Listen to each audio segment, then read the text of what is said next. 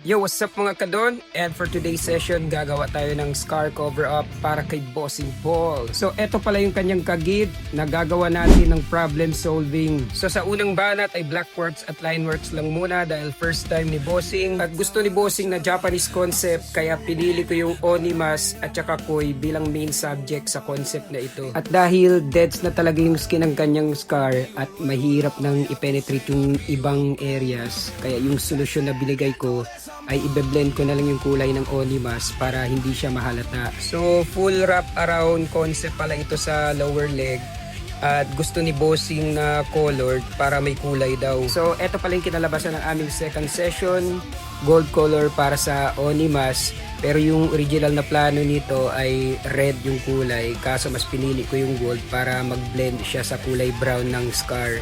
Red naman para sa Koi at iba't ibang kulay sa ibang elements para magkaroon ng magandang contrast.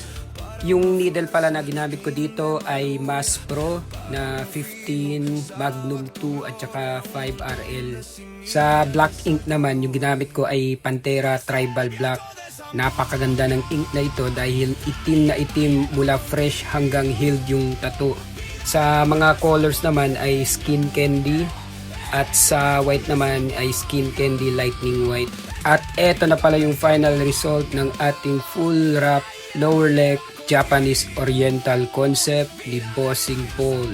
So sa mga gustong umorder ng mga materials na ginamit ko sa tattoo ito, i-click nyo lang yung link na nasa video ito at nasa comment section.